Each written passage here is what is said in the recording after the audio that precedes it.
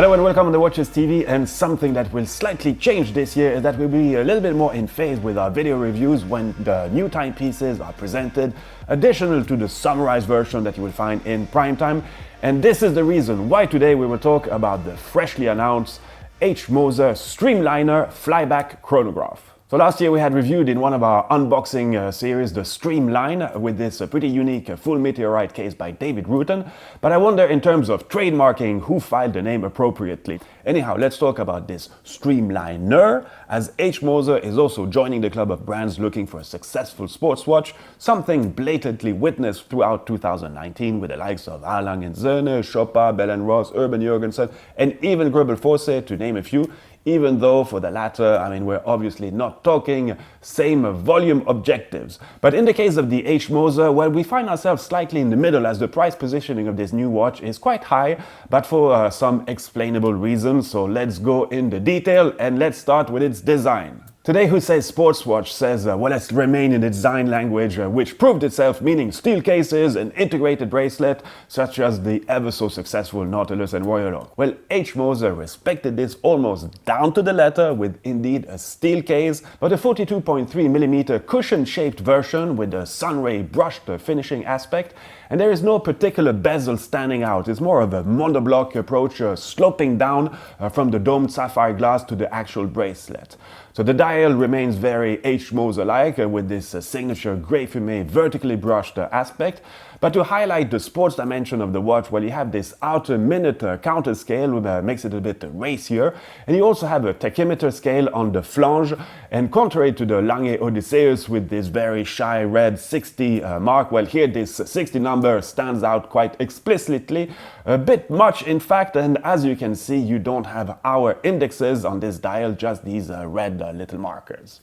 So the winding and time-setting crown is found at 4 o'clock, and though this is an automatic movement with 50 hours of power reserve, and I'll come back on this in a second, but if you use the crown to wind your watch, well, this is a bidirectional crown, and will charge the barrel when you go back and forth with it, so it's a nice and little, it's a nice and practical little feature. So then you have the actual chrono pushers at 10 and 2 o'clock, kind of a bullhead feature.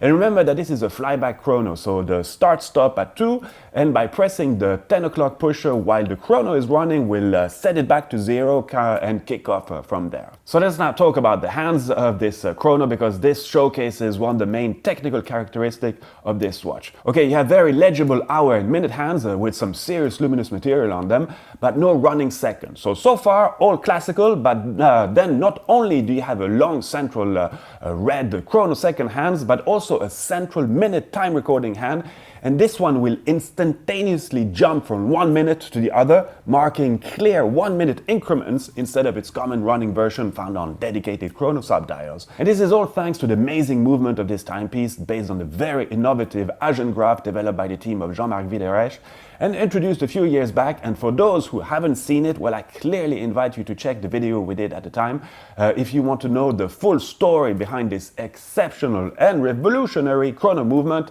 with its totally different architecture and philosophy. And by the way, this is a movement which is already found in the Fabergé watch, as well as in different versions of the Track 1 by Singer Reimagined. But in both these examples, time-telling indications are found on the periphery, where you have actually 2 rotating discs for the hour and minutes, and you read the time at 6 o'clock. So in the case of the Streamliner, well, time reading is much more classical, and again, this is a flyback chrono, a first for the Agengraph, and required a proper and exclusive development for this Moser integration, now called the HMC 902 caliber.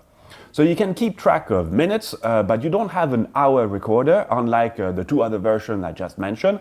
But anyhow, this is, a great movement, which you can really nicely observe from the case back. And the rotor is actually found between the dial and the movement, so there is absolutely nothing obstructing this pretty sweet view of this 434 component movement. Okay, next characteristic of the watch is obviously this integrated bracelet with these wave-like design links, which makes me slightly think of the Ebel watches of the 80s. Ebel, a brand which almost disappeared and is trying to do a little comeback since a couple of years, but naturally, that's a tough battle.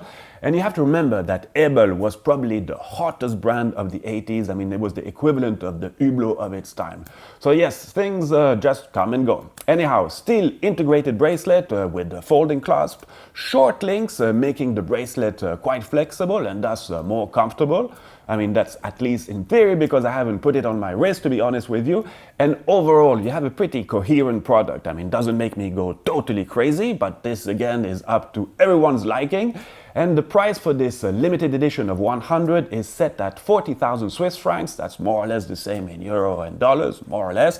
And personally, I think that the titanium version would have been a little bit more original, as we're already talking quite an expensive watch. So for a little extra titanium, well, I think could have nailed it much more.